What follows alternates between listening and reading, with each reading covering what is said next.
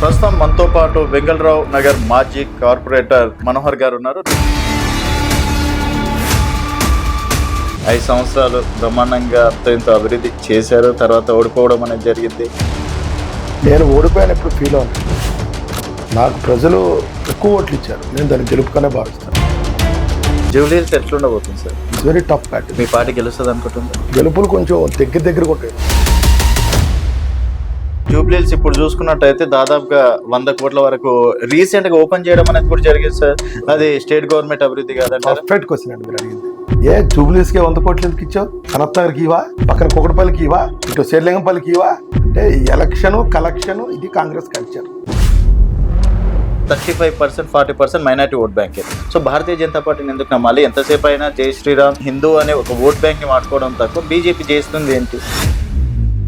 మీరు ప్రమోట్ చేయదలుచుకుంటే తెలంగాణ వెలుగును ప్రమోట్ చేస్తారా, ఏబిఎన్ ప్రమోట్ చేస్తారా? మా ఛానల్ మేము చేసుకుంటాం. ఊరేనంతే అంతే. నా మతాన్ని నేను పోగొట్టడం తప్పు కాదు.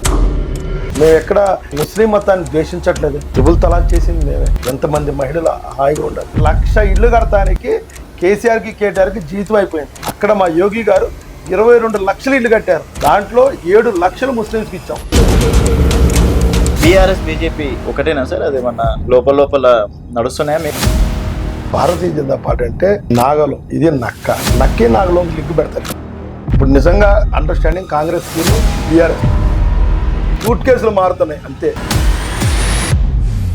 సార్ ఇక్కడ చూస్తే మాగంటి గోపీనాథ్ గారు చేసినటువంటి అభివృద్ధి 3 సార్లు ఆయన హైడ్రాకి గెలిపించారు. అండ్ ఇక్కడ కార్పొరేటర్లు కూడా చాలా కాన్ఫిడెన్స్ గా చెప్తున్నారు సార్. అండ్ కేటీఆర్ గారు బ్రాండ్ అంబాసిడర్ హైదరాబాద్ కి. సో కేటీఆర్ అనే బ్రాండ్, కేసీఆర్ అనే బ్రాండ్ చాలా మాకు అంటున్నారు. 18 పార్కులోనే నాకు డివిజన్ ఎవరు చేశారు? మా దివంగత నేత విజయరామరావు గారు. పెద్ద పార్క్ ఇష్టకాంత్ పార్క్ 22 ఎకరాల్లో. ఎన్ని సమస్యలు ఉంటాయి చూడండి. ఒక్క సమస్య సాల్వ్ చేశారా కార్పొరేటర్? ఓట్ బ్యాంక్ చూసుకున్నట్టయితే మొన్న ఖాళీ 30,000 ఓట్లేమో వచ్చినాయి. ఏదో ఎంపీ ఓట్లను చూసి మీరు ఎగురుతున్నారు. ఇది ఎంతవరకు కరెక్ట్ అంటారు? 2018 తర్వాత బీజేపీ ఇక్కడ పెరిగిపోయింది. తెలంగాణలో ప్రజలు చూస్తున్నారు బీజేపీ మిగతా రాష్ట్రాలు ఏ విధంగా అభివృద్ధి చేస్తుంది చూస్తున్నారు. డెఫినెట్గా అది మాకు అడ్వాంటేజ్.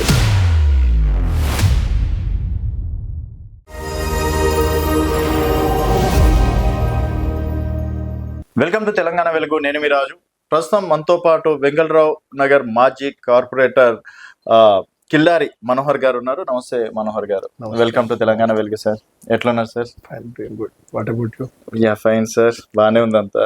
అండ్ ఎట్లుంది సార్ వెంగళరావు నగర్ పరిస్థితి ఏంది? ఎందుకంటే ఒకప్పుడు 5 సంవత్సరాలు బ్రహ్మాండంగా ఇంత అభివృద్ధి చేశారు. తర్వాత ఓడిపోవడం అనేది జరిగింది. సో ఎట్లా అనిపిస్తుంది ఇప్పుడు వెంగళరావు నగర్ అభివృద్ధి కావచ్చు? అంటే నేను ఓడిపోయాను ఎప్పుడు ఫీల్ అవునండి. ఓకే. నేను 7,200 ఓట్లతోటి టీఆర్ఎస్ కార్పొరేటర్ అయ్యాను. 8,600 ఓట్లతో ఓడిపోయాను. అది కొన్ని పార్టీల యొక్క వైఫల్యం వల్ల నేను ఓడిపోయాను. నాకు ప్రజలు ఎక్కువ ఓట్లు ఇచ్చారు. నేను దాన్ని గెలుపుగానే భావిస్తాను. నా యొక్క పనితనానికి వాళ్ళు మంచి మార్కులు వేశారు. నా ఓటకు ప్రధాన కారణం అధికార దుర్వినియోగం, ఒక దురాక్రమణ. ఇవన్నీ వల్ల నేను ఓడిపోయా. కానీ ప్రజలు క్లారిటీ ఉండదు నా మీద.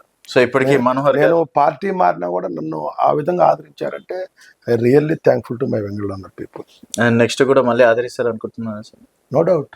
పక్కా రేపు బై ఎలక్షన్ లోనే ఆదరిస్తారా ఆశిస్తున్నాను. ఓకే. అండ్ జూబ్లీహిల్స్ ఎట్లుండబోతుంది sir? It's very tough battle. Okay. అంటే మీ పార్టీ గెలుస్తుంది అనుకుంటున్నారు? గెలుపులు కొంచెం దగ్గరగా ఉంటాయి రెండింటికి. అంత కాన్ఫిడెన్స్ ఎట్లా చెప్తుంది? ఎందుకంటే కిషన్ రెడ్డి గారు చేసిన అభివృద్ధి. ఏం చేసింది సార్, ఏం చేయలేదు అని చెప్పేసి అంటున్నారు. చాలా మంది మాట్లాడతారు. మీరు ఒక మనం పిల్లనిస్తాం ఒక ఇంటికి, కట్నం వరకే ఇస్తాం. దాని తర్వాత తన జీవితాన్ని మొగుడు బాగుపరచాలి. అట్లా ఇక్కడ ఏం చేయాలని రాష్ట్ర ప్రభుత్వం చేయాలి, కేంద్ర ప్రభుత్వం సాయం చేస్తుంది. ఇప్పుడు మనం జస్ట్ ఎగ్జాంపుల్ తీసుకున్నామండి. హైదరాబాద్లో 2 ఈఎస్ఐసి హాస్పిటల్స్ ఉన్నాయి. ఈఎస్ఐ హాస్పిటల్స్ 2 ఉన్నాయి. నేను ఒక హాస్పిటల్కి డైరెక్టర్. దాని కాబట్టి నాకు నా సబ్జెక్ట్ కాబట్టి నేను చెబుతున్నాను. మీరు ఇక్కడ ఈఎస్ఐకి వెళ్ళండి. ఇక్కడ మన ఈఎస్ఐ దగ్గర ఉన్న ఈఎస్ఐ, దాన్ని ఈఎస్ఐసి అంటాం. దాంట్లో ఎవ్రీడే 3,500 నుంచి 4,000 వరకు ఓపీ పేషెంట్స్ ఉంటారు. అదే మీరు నాచారంకి వెళ్ళండి, 1000 మంది కూడా ఉన్నారు. అది స్టేట్ గవర్నమెంట్ ఆర్గనైజ్ చేసి, సెంట్రల్ గవర్నమెంట్ ఆర్గనైజ్ చేస్తుంది. కమింగ్ టు సెకండ్, గాంధీ ఉంది, ఉస్మానియా ఉంది. మన చిన్నప్పుడైనా దవాఖానా గాంధీ అనేవాళ్ళు, నిమ్స్ అనేవాళ్ళు. అక్కడ 2,500 కూడా ఓపీ లేదు. ఇక్కడ ఒక్క దగ్గరే 3,500 ఉంది. ఓకే, అది ప్రౌడ్గా ఫీల్ అవుతారు అయితే. This is a credit of Kishan Reddy గారు. 1438 కోట్లు తీసుకొచ్చారు ఆయన. మరి ఎందుకు ప్రచారం చేసుకోవడంలో ఫెయిల్యూర్ అవుతుంది బీజేపీ? ఈరోజు భారతదేశంలో number 1 ESI medical college, ESI hospital ఉందంటే హైదరాబాదే. ఎంతమంది తెలుసు ఆ విషయం? We stand for number 1. We are taken award from Narendra, our health minister of central government. నేనేమంటున్నా, సరే ఇప్పుడు మీరు చెప్పే వరకు కూడా నాకు అంత మీరు ఇక్కడ ESI hospital is a target with not with names. You are competitive with AAG and star hospital and Apollo. మీకు ఏ కార్పొరేట్ హాస్పిటల్ ఉండదు. మా దగ్గర మీరు వెళ్ళంగానే టోకెన్ ఇస్తాం, కంప్యూటరైజ్ టోకెన్ ఇస్తాం. ఏ గవర్నమెంట్ హాస్పిటల్లో ఉండదు. మీకు వెయిటింగ్ హాల్ ఉంటుంది, మీరు వెయిటింగ్ హాల్లో కూర్చుంటారు. వెయిటింగ్ హాల్లో కూర్చుంటే మీ పేరు రాగానే మీ టోకెన్ నెంబర్ ఇచ్చి మీ పేరుని తెలుగులో, హిందీలో, ఇంగ్లీష్లో పిలుస్తారు. ఓకే, సూపర్ స్పెషాలిటీలో మమ్మల్ని మించిన వాళ్ళు లేరు. మాకున్న ఎక్విప్మెంట్ ఏఏజీలో కూడా లేదు. అంత పెద్ద గొప్పగా చేశారు. దీని మొత్తం కారణం ఏకైక వ్యక్తి కిషన్ రెడ్డి గారు. అంత ఎక్స్పాన్షన్లో దానికి వాటర్ లేదు. వాటర్ లేకపోతే మాసారి ఢిల్లీ నన్ను పిలిపించి అక్కడ ఈఎస్ఐ కార్పొరేషన్తో మాట్లాడి 9.5 కోట్లు ఇప్పించారు డైరెక్ట్ లైన్కి. ఓకే, మార్చి 22 వాటర్ బోర్డుకి ఇచ్చాం మేము. ఈ రోజు టెండర్ క్లోజ్ చేయలేని పరిస్థితుల్లో దగ్గులు బాగా పరిస్థితుల్లో స్టేట్ గవర్నమెంట్ ఉంది. ఇప్పుడు కిషన్ రెడ్డి గారు ఫెయిల్ అయ్యారా, స్టేట్ గవర్నమెంట్ ఫెయిల్ అయిందా? ఇప్పుడు మా కిషన్ రెడ్డి గారు రాగానే అందరూ స్ట్రీట్ లైట్లు అడుగుతారు. స్ట్రీట్ లైట్లు ఎవరు వేయాలి? State government. మా కిషన్ రెడ్డి గారు ఎవరిని విమర్శించరు, ఉన్నది చెబుతారు అంతే. లేదమ్మా అడిగారమ్మా రాలేదంటారు. మేము అంటే మాకు ఫండ్ ఎంత ఉంటుందో మీకు తెలుసు. గవర్నమెంట్ మొత్తం స్టేట్ గవర్నమెంట్ చేతిలో ఉంటుంది. ఇప్పుడు ఆయన ఉన్నంతా హైదరాబాద్లో అది కాంగ్రెస్ గవర్నమెంటే లేదా? వాళ్ళకి మంత్రి లేడు, వాళ్ళకి ఎమ్మెల్యే లేడు, కార్పొరేటర్ లేడు. వాళ్ళు ఏం పరిపాలిస్తారు? రేవంత్ రెడ్డి గారు ఉన్నంతసేపు ఢిల్లీలోనే ఉంటాడు. ఆయన సగం రోజు ఢిల్లీలో, సగం రోజు హైదరాబాద్లో, లేకపోతే కమాండ్ కంట్రోల్ రూమ్లో ఉంటారు. నెక్స్ట్ ఆల్రెడీ మొత్తం జూబ్లీస్ ఇప్పుడు చూసుకున్నట్టయితే దాదాపుగా 100 కోట్ల వరకు రీసెంట్ గా ఓపెన్ చేయడం అనేది కూడా జరిగింది సార్. అది స్టేట్ గవర్నమెంట్ అభివృద్ధి కాదంటే? పర్ఫెక్ట్ క్వశ్చన్ అండి మీరు అడిగింది. ఏ జూబ్లీస్కి 100 కోట్లు ఎందుకు ఇచ్చావు? సనత్ నగర్కి ఇవా, పక్కన కుకటపల్లికి ఇవా, ఇటు శేర్లింగంపల్లికి ఇవా? అంటే ఈ ఎలక్షన్ కలెక్షన్ ఇది కాంగ్రెస్ కల్చర్. అయితే జనాలు నమ్ముతారంటారా? 1000%. హైలీ ఎడ్యుకేటెడ్ పీపుల్ ఉన్నారు. మైనారిటీ సోదరులు కూడా చూస్తున్నారు వాళ్ళకి సరైన బుద్ధి చెప్పడానికి. ఓకే, వాళ్ళు కూడా మాతో రాబోతున్నారు రేపు. కాదు సార్, ఇక్కడ మైనార్టీ ఓట్ బ్యాంక్ అంటే గుర్తుకొచ్చింది. దాదాపుగా 35%, 40% మైనార్టీ ఓట్ బ్యాంకే. సో భారతీయ జనతా పార్టీని ఎందుకు నమ్మాలి? ఎంతసేపు అయినా జై శ్రీరామ్ జై శ్రీరామ్ అని నినాదాలు తప్ప హిందూ అనే ఒక కల్చర్ని, హిందూ అనే ఒక ఓట్ బ్యాంక్ని వాడుకోవడం తక్కువ బీజేపీ చేస్తుంది ఏంటి? Very good friend. ఎవరు మీరు ప్రమోట్ చేయదలుచుకుంటే తెలంగాణ వెలుగును ప్రమోట్ చేస్తారా, ఏబిఎన్ ప్రమోట్ చేస్తారా? మా ఛానల్ మేము చేసుకుంటాం. ఊరేనంతేనండి. అంతే. నా మతాన్ని నేను పొగడుకోవడం తప్పు కాదు. మేము ఎక్కడ ముస్లిం మతాన్ని ద్వేషించట్లేదే. త్రిపుల్ తలాక్ చేసింది మేమే. ఎంతమంది మహిళలు హాయిగా ఉండాలి. మైనార్టీ చేయింది ఎవరు? మేము. వాళ్ళ చేసిన ద్రోహం ఏంటి? మేము ఈరోజు అయోధ్య కట్టారంటే సుప్రీంకోర్టు డైరెక్షన్తో కట్టామది. మేము సొంతంగా కట్టలా. ముస్లిమ్స్ మీకు యూపీలో తీసుకోండి, రాంపూర్, రాయగఢ్, మెజారిటీ ముస్లిమ్స్ ఏరియాలో బీజేపీ ఎంపీలు వస్తున్నారు. ఇక్కడ లక్ష ఇళ్ళు కడతానికి కేసీఆర్కి, కేటీఆర్కి జీవితం అయిపోయింది. అక్కడ మా యోగి గారు 22 లక్షల ఇళ్ళు కట్టారు. దాంట్లో 7 లక్షలు ముస్లిమ్స్కి ఇచ్చాం. మేము భారతీయులుగా చూస్తాం. ముస్లిం చూడం. మీరు బీజేపీ కనుక వేసుకున్నారు కాబట్టి మీరు క్లారిటీగానే చెప్తున్నారు సార్. బట్ బయట జనాలకి ఎందుకు ఆ విధంగా ఒక భయం? బీజేపీ అంటే భయం. హైదరాబాద్ లో కూడా ఎక్కడైనా భారతదేశంలో ప్రపంచంలో అత్యధిక జనబలం, కార్యకర్తల బలం ఉన్న పార్టీ మా పార్టీ. మరి ఎందుకు తెలంగాణలో ఎందుకు రాలేకపోతుంది సార్? సరే కదా, day by day, over night లో ఏ పార్టీ రాదు. Day by day we are growing. మీరు చూడండి, పార్లమెంట్ ఎలక్షన్లో గట్టిగా చేసాం, ఎమ్మెల్యే ఎలక్షన్లో గట్టిగా వచ్చినాయి. ప్రతి దాంట్లో మేము గ్రో అవుతున్నాం. డెఫినెట్గా రేపు పవర్ దగ్గర రాబోతున్నాం. మా నాయకుడు రామచంద్ర గారి నాయకత్వంలో 100% రేపు మేము గవర్నమెంట్ లో రాబోతున్నాం. అంటే రామచంద్రరావు గారు కేవలం కేసీఆర్ చెప్తేనే నియమించారని చెప్పేసి ఒక టాక్ సార్. అసలు అంటే బీఆర్ఎస్ బీజేపీ ఒకటే, అందుకని ఎమ్మెల్యేలు కూడా మెల్లమెల్లగా బీజేపీలోకి వస్తున్నారు. రీసెంట్ గా అచ్చంపేట మాజీ ఎమ్మెల్యే కూడా బీజేపీలోకి వచ్చారు. సో ఈ విధంగా అంటే బీఆర్ఎస్ బీజేపీ ఒకటేనా సార్? అదేమన్నా లోపల నడుస్తున్నాయా మీకు బీఆర్ఎస్ వాళ్ళకి? ఇప్పుడు భారతీయ జనతా పార్టీ అంటే నాగలోకం, ఇది నక్కి నాగలోకి లింక్ పెడతారు ఎందుకండి మీరు? సరే, మేము ఇద్దరం ఒకటైతే కవిత జైల్లోకి ఎందుకు వెళ్ళేది? అదే కవిత జైల్లో ఉన్నప్పుడే లోపల ఒప్పందాలు ఏమైనా జరిగినాయి అంట కదా. ఇప్పుడు అదొక అభూత కల్పన అన్నమాట. ఇప్పుడు నిజంగా ఉందా అండర్స్టాండింగ్ కాంగ్రెస్ కిను బీఆర్ఎస్ కి? ఎన్ని ముచ్చట్లు చెప్పిండు మన సీఎం గారు రాకముందు. వచ్చి 2 ఏళ్ళు అయింది, టచ్ కూడా చేయాల. కేసీఆర్ గారిని టచ్ చేయాల, హరీష్ రావు గారిని టచ్ చేయాల, కేటీఆర్ గారు చెప్పింది. అంటే ఒక అన్ని అసత్య ఆరోపణలు చేసినట్టుగా సీఎం గారు. అంటే టైం తీసుకుంటారేమో. చెప్పాడు కదా ఆయన విలన్లు అనేటోళ్ళు లాస్ట్ క్లైమాక్స్ లోనే అరెస్ట్ అయ్యారు. జరిగింది అవతల పక్క రాష్ట్ర ఆంధ్రాలో స్పీడ్ గా జరుగుతుంది. ఎంతమంది లోపలికి వెళ్ళారు, ఎంతమంది ఎంపీలు లోపలికి వెళ్ళారు, ఎంతమంది ఎమ్మెల్యేలు లోపలికి. ఇక్కడ అరెస్ట్ చేసిండ్రు కాబట్టి ఇక్కడ అరెస్ట్ చేయాలని రాజకీయ కక్ష సాధింపు చర్యలు చేపట్టాలని. రాజకీయ కక్ష సాధింపు అట్లా అసత్య ఆరోపణలు చేసావు నువ్వు, డిస్క్వాలిఫై అవుతావు సీఎం గారు. అసత్య ఆరోపణలు ఎలా చేసావు నువ్వు? అధికారం కోసం అసత్య ఆరోపణలు ఒప్పుకో, అరెస్ట్ చేయమని నేను చెప్పట్లా. నేను అసత్య ఆరోపణలు చేశాను, నేను వాళ్ళని అరెస్ట్ చేయలేను కాబట్టి మీ ఇద్దరు కలిసి ఉన్నారని ఒక సాకు చెబుతాను నేను. నువ్వు ఒక అబద్ధాలు చెబుతున్నావు. నువ్వు మా జీతం తీసుకుంటా ప్రజల చేతో ఒక అసత్య ఆరోపణలు చేసి అధికారంకి వచ్చావు. అవును సార్, అక్కడ కేంద్రం సపోర్ట్ చేస్తుంది అనుకుంటే మీరు బీజేపీ వాళ్ళు సపోర్ట్ చేయట్లేదు. ఇక్కడ ఏమైనా అన్ని అప్పులు చేసి పోయిండు. పాపం రేవంత్ రెడ్డి గారు ఒక్కరు ఎంతగానో కష్టపడతారు. పోలీసింగ్ కి కేంద్రానికి ఏం సంబంధం అండి? పోలీసింగ్ అంతా నీ దగ్గర ఉంది, నువ్వే కమిషన్లు వేసుకున్నావు, నువ్వే అన్ని చేస్తున్నావు, అవన్నీ అసెంబ్లీలో పెడతానంటావు. అది ఎక్కడ ఫోన్ ట్యాపింగ్ అన్నావు, ప్రభాకర్ రావు గారు రాలేదన్నావు, వచ్చినాడు ఆయన. మరి ఏం చేసినావు? ముచ్చట మట్టి నడుస్తుంది. చట్టం తన పని చేసుకోబోతుంది. నేను దీని అన్నిగా చెప్పంటారా, సూట్ కేసులు మారుతున్నాయి అంతే. పక్క నిజంగా పర్ఫెక్ట్ గా. అంతేగాని ఇక్కడ ఏమీ జరగదు. దానికి ఇప్పుడు ఎలా ఉంటుందంటే బట్ట కలిసి పక్కనేయటం. దేనేమంటే బీజేపీ టీఆర్ఎస్ ఒకటి అని చెప్తారు. జరుగుతుంది ఏమో, సూట్ కేసులు మారుతున్నాయి, వాళ్ళంతా సేఫ్ గేమ్ లో ఉన్నారు, మమ్మల్ని బద్నాం చేస్తారు. మాది కార్యకర్తల పార్టీ. మాకు ఎప్పుడు కూడా బీజేపీ అమలైన రాజకీయాలు చేయదు. ఏదైనా ఓపెన్ ట్రాన్స్పరెన్సీ చేస్తుంది. మాది మీరు చూసుంటారు, ఎన్ని సంవత్సరాలు మేము పరిపాలిస్తున్నాం, 10-12 సంవత్సరాలు. మా ఎంపీ మీద కానీ మా మంత్రి గారి మీద కానీ ఒక్కసారి మీకు ఏదైనా అవినీతి ఆరోపణలు వచ్చినాయి? ఇంత యూట్యూబ్లు ఇన్ని వచ్చినా కూడా ఒక్కళ్ళు చేశారా? మీరు అందాక ఎందుకండి, మాకు 2 మంత్రులు ఉన్నారు, మీరు పైరు చేయించారండి. రూల్ ప్రకారం చేస్తారు మా వాళ్ళు. అంత కంట్రోల్ ఉంటుంది మా మంత్రులు గారు. They are loyal to the country అన్నమాట. బీజేపీ కార్యకర్తలకు ఎంతవరకు న్యాయం చేస్తున్నారు? నేనేమంటా అంటే బీజేపీ కార్యకర్తలు వేరు, టీఆర్ఎస్ కార్యకర్తలు వేరు, కాంగ్రెస్ కార్యకర్తలు వేరు.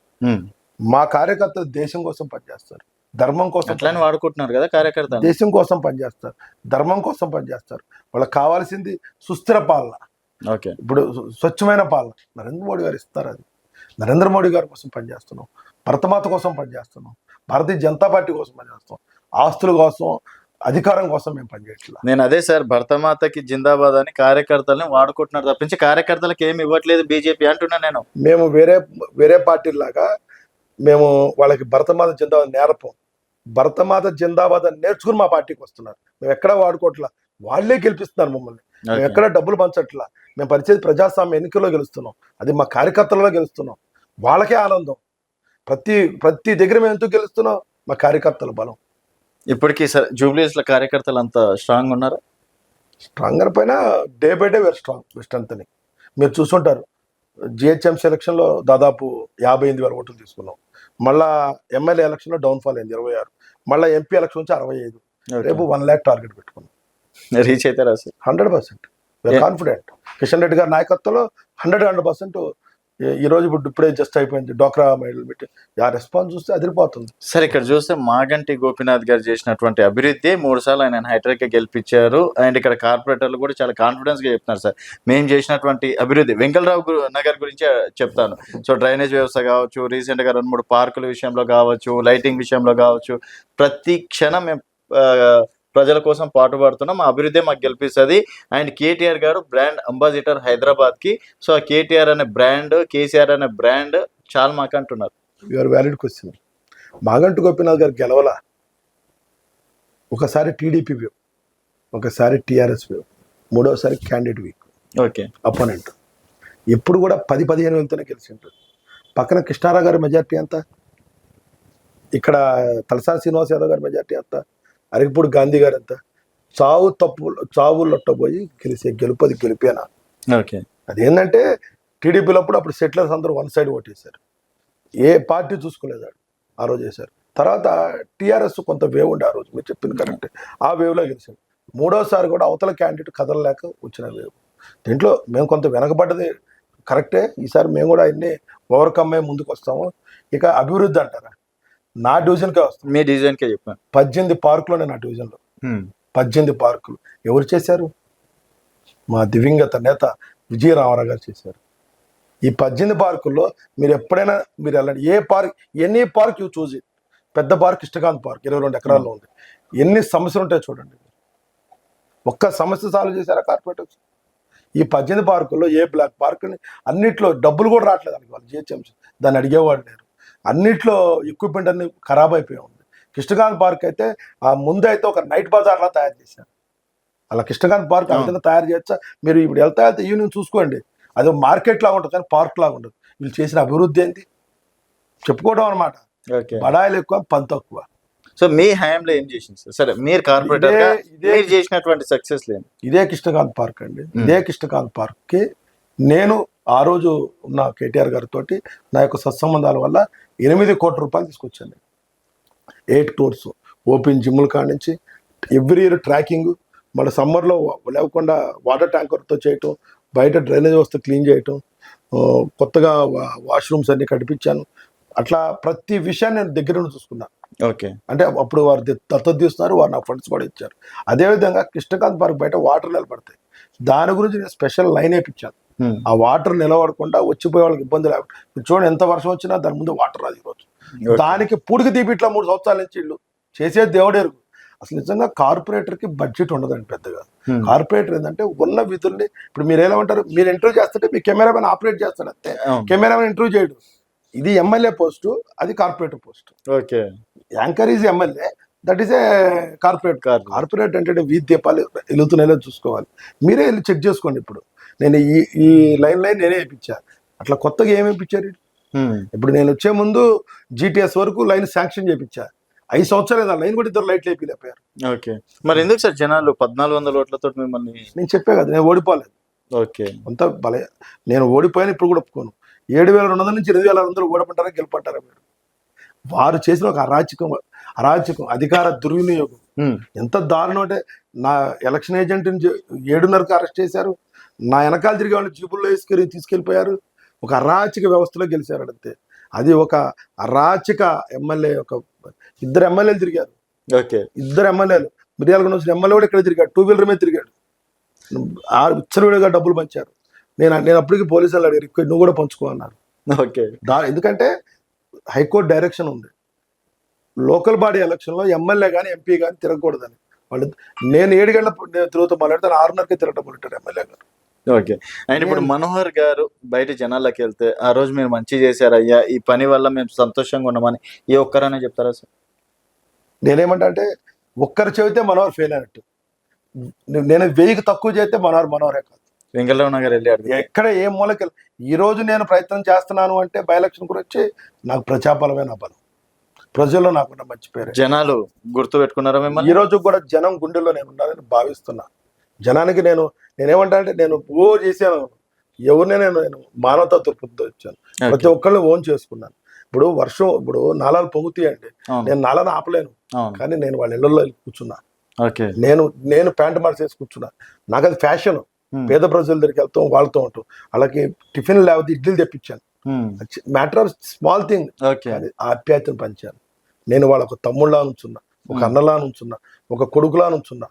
కాబట్టి వాళ్ళు ఎప్పుడు నన్ను, అంటే 4 సంవత్సరాలు అయిపోయినా కూడా ఇంకా అంటే this is not right to say about me. I'm the role model for the corporator. Confidence గా చెప్తారు. I'm the top most corporator in Hyderabad. నేను వెళ్ళి అడిగినా కూడా ఇదే మాట చెప్తారు. No doubt about that. పక్కా. ఇక అది రాకపోతే నేను రాజకీయాల నుంచి మాట్లాడు. ఛాలెంజ్ తెలంగాణ వెలుగుకి. ఛాలెంజ్ ఏం కాదు. ఛాలెంజ్ అంటే అది రాంగ్ వర్డ్ అయితే. ఛాలెంజ్ మనం అపోనెంట్ల మీద చేయాలి. This is my confident word. Confidence గా మీరు ఏ గల్లీకి వెళ్ళండి వెంకటరావు, మనోహర్ అంటే మనోహర్. ఓకే, మరి ఇప్పుడు మనం భారతీయ జనతా పార్టీలో ఒక ప్లస్ ఏంటంటే సార్, కార్యకర్తకు కూడా ఇప్పుడు రేపు జూబ్లీహిల్స్ టికెట్ కార్యకర్తకి ఇచ్చి కూడా గెలిపించుకుంటారు, అదొకటి ఉంది. సో రేపు మనోహర్ గారికి రావచ్చు అంటారా? No doubt, because I'm only person elected public representative in Jubilee Hills myself only. Only Kishan Reddy గారు ఆదేశం మా శిరసాహన్. వారు ఎవరు నిర్ణయిస్తే వారికి పనిచేస్తారు. సిద్ధంగా ఉన్నారు 100%. కిషన్ రెడ్డి గారి యొక్క ఆదేశం ఏ విధంగా ఉంటే ఆ విధంగా నేను నిలబడతాను. గెలుస్తారా? డెఫినెట్ గా. బీజేపీ బీజేపీ కాషాయం జెండాని జూబ్లీస్ గడ్డ మీద వేసే బాధ్యత నాది. ఇక్కడ రేవంత్ రెడ్డి, అక్కడ కేటీఆర్, గుర్తు పెట్టుకొని చెప్పండి. 2014లో ఇక్కడ తెలుగుదేశం పార్టీకి 12,000 మెజార్టీ వచ్చింది. ఓకే, ఏది ఒక్క వెంగళరావు డివిజన్లో. అటువంటి ఈ ప్రపంచంలో తెలుగుదేశం కోటం కొట్టకన్నతో ఇంకేది ఉండదు. అటువంటి పసుపు కోటను బద్దలు కొట్టుకొని పింక్ జెండా ఎగరేసిన కిలారి మనోహర్ రేపు ఇక్కడ కాషాయం జెండాని పర్ఫెక్ట్గా ఎగరేస్తాడు. ఏం చూసుకోండి, కిలారి మనోహర్ ఎంబడి ఎవరు ఉన్నారు అంత కాన్ఫిడెన్స్ గా మాట్లాడడానికి, అంత కాన్ఫిడెన్స్ గా ఛాలెంజ్ చేయడం? నా రాజకీయ ప్రస్థానం 25 సంవత్సరాలు. ఓకే, 2000 నేను స్టార్ట్ అయ్యాను టీడీపీలో. ఆ రోజు నుంచి ఈ రోజుకు నేను నాకున్న ప్రజలతో సత్సంబంధాలు. నేను ఎవరిని కూడా ప్రలోభెట్టను, అబద్ధం చెప్పను, హామీ లేవు. వీళ్ళందరూ నా కుటుంబ సభ్యుల్లా భావిస్తారు. ఎవరు నా దగ్గరకు వచ్చినా నేను 100% చేయలేకపోవచ్చు, 10% చేస్తాను. ఓకే సార్, ఇప్పుడు 2 నెలలు అయితే నాకు తెలిసి నోటిఫికేషన్ వస్తుంది. మనం ఎమ్మెల్యే క్యాండిడేట్ అంటే ఆర్థికంగా ఉండాలి, అన్ని పరంగా ఉండాలి. సో మనోహర్ ఎలిజిబుల్ అనుకోవచ్చు? 1000% దేనికైనా సిద్ధం. ఈరోజు అర్ధరాత్రి టికెట్ ఇస్తే రేపు నామినేషన్ వేయడానికి రెడీ. నా టికెట్ కన్నా కూడా మా కిషన్ రెడ్డి గారి ఆదేశం ముఖ్యం. వారు ఎవరిని నన్ను నిర్ణయిస్తే వారు దూకమంటే ఎక్కడైనా దూకుతాను. ఎందుకు సార్, అంటే ఫస్ట్ టీడీపీ, తర్వాత టీఆర్ఎస్, ఇప్పుడు కిషన్ రెడ్డి గారిని ఎందుకు అంత గుండెలో పెట్టుకుంటే? నాకున్న మెంటాలిటీ, నేను విజయరావు గారు నాకు దేవుడు. నాకు ఆయన ఏ పదవి లేదు. నాకు విజయరావు గారు అబద్ధం చెప్పడం, నాకు ఏ పదవి లేదు. కానీ నేను మనిషిని చూసి పెరిగాను. The man of honest. అప్పుడు నాకు తెలిసే కాదు, నేను యూత్ లీడర్ కదా. ఇప్పుడు మీరు వచ్చిన కళ్యాణ ఎక్స్టెన్షన్ 15 రోజులు చేస్తా అన్నాడు, 16 రోజులు గొడవ పడేవాడు. సార్, ఆ రోడ్ యాక్షన్ చేస్తా, వాళ్ళు తిడుతున్నారు మనల్ని, నువ్వు ఎప్పుడు చేస్తావు సార్? నాకు తెలియదు, నేను డిపార్ట్మెంట్తో మాట్లాడాలి అంతా తెలియదు, అడగటమే తెలుసు. యూత్ కదా, ఆవేశం, కాలేజ్ నుంచి వచ్చాను, ఆవేశమైన బ్లడ్ అడిగేవాడికి విజయనగరం గారు. ఎవరు చేస్తారా, వెళ్ళరా సార్, నువ్వు ఏదో చెప్పు వెళ్తా అనేవాడు. అట్లా ఆయన చేత 4 రోజుల్లో ఎక్స్ప్రెషన్ చెప్పించాను. ఓకే, రోడ్డు మధ్యలో పోలుంటే చెప్పిండు రేపు తీసేయాలని. ఎవరు చెప్పినావు సార్, రేపు తీస్తాను, ఎవరు తీస్తారు రేపు అని అడిగా. అట్లా క్వశ్చన్ చేసేవాడు. అట్లా వాళ్ళు ఆయనతో ఉంటుంది. నేను ఏ పదం ఆశించలే. సో మనోహర్ అనే వ్యక్తి ఫైటర్ అయితే ఈజ్ హానెస్ట్. మనోహర్ అనే వ్యక్తి, విజయరావు ఒక హానెస్ట్. నేను మనోహర్ గురించి అడుగుతాను, హానెస్ట్. ఆ తర్వాత నేను చూసిన కిషన్ రెడ్డి గారు. Okay, the man of honest, the man of very very honest. నేను చాలాసార్లు మా సార్ని అడుగుతా, సార్ మన ఇక్కడ తిరగాలి కదా సార్, మన ఎలక్షన్లో గెలవాలి అంటే అని చెప్పిన మాటలు నాకు కళ్ళమని నీళ్ళు తిరిగి. అంతేం నచ్చింది సార్, అంతా ఎందుకు కిషన్ రెడ్డి గారిని అడిగాను. మనోహర్, నాకు 3 ఇంపార్టెంట్ పోర్ట్ఫోలియోస్ ఉండే. ఇది భారతదేశానికి మనం చేసే సేవ. చనిపోతాను, ఆర్మీలోకి జవాన్ వెళ్తున్నాడు, బోర్డర్లోకి వెళ్తున్నాడు, జవాన్ వెళ్ళి యుద్ధం చేస్తున్నాడు, తన జీవితాన్ని అంకితం చేస్తున్నాడు. నేను భరతమాత సేవలు ఉండా, నా మినిస్ట్రీలో చిన్న మిస్టేక్ కూడా జరగకూడదు, అందుకని ఇక్కడ 5 రోజులు కాపలా కాస్తాను. నేను మ్యాక్సిమం అయితే నేను ఓడిపోతా, కానీ భరతమాత సేవలు ధన్యమవుతున్నాను అన్నాడు. ఒక్క డైలాగ్కి ఫిదా అయిపోయింది. చాలా మాట. ఆయన ఒక మినిస్టర్గా ఎంజాయ్ చేయట్లా, భరతమాత సేవగా, ఒక దేశ సేవ కింద. రేపు మనోహర్ కి చాయిస్ వస్తే కూడా మీరు అట్లా చేస్తారు? 100%. I never lose my honesty. And మనం జూబ్లీస్ లో సార్, బీజేపీలో దాదాపుగా 4-5 వర్గాలు ఉన్నాయి. ఎవరి వర్గం ఆ కార్యకర్తలు, ఆ క్యాడర్ ఉన్నారు. సో మనోహర్ కి కూడా అట్లాంటి ఏమైనా వర్గాలు ఉన్నాయి? వర్గాలు గిర్గాలు ఏమి లేవు మాట. జూబ్లీస్ లో బీజేపీ ఏకతాటి మీద ఉంది. ఇక్కడ కిషన్ రెడ్డి గారు, పార్టీ రామచంద్రరావు గారు ఎవరిని డిసైడ్ చేస్తే వాళ్ళని గెలిపిస్తాం, వాళ్ళకే పనిచేస్తాం. అందరూ వాళ్ళ కోసం. భారతీయ జనతా పార్టీలో వర్గాలని మనసులో ఏదో పెట్టుకొని భారతీయ జనతా పార్టీలో ఇలా వర్గాలే ఉండవు. ఇక్కడ ఒకటే వర్గం, ఏదంటే భారతీయ జనతా పార్టీ వర్గం, కిషన్ రెడ్డి గారి వర్గం, రామచంద్ర గారి వర్గం. ఇక్కడ వర్గాలు, గ్రూపులు అనేది ఇక్కడ గ్రూపిజం లేదు. అందరూ మా అధ్యక్షుడు దీపక్ రెడ్డి గారు అందరూ కలుపుకుని వెళ్తాడు. ఓకే, అండ్ మనం ఫస్ట్ మాట్లాడేది ఏంటంటే, ఇప్పుడు జూబ్లీస్ సరే, వెంగళరావు నగర్ కార్పొరేటర్ అవన్నీ తర్వాత పెడితే, ఆల్రెడీ బ్రాండ్ అంబాసిడర్గా అంటే గోపీనాథ్ గారి అనుచరులు కావచ్చు, లేకపోతే సెంటిమెంట్ కావచ్చు, ఏదో రకంగా టీఆర్ఎస్ అయితే ముందుంజాలు ఉంది సార్. అండ్ ఎంఏఎం అంతో ఇంతో సపోర్ట్ చేస్తే కాంగ్రెస్ పార్టీ గెలిచే ఛాయిసెస్ ఉన్నాయని even survey report sir. And BJP చూసుకున్నట్టయితే 3rd ప్లేస్లో బీజేపీ ఉంది.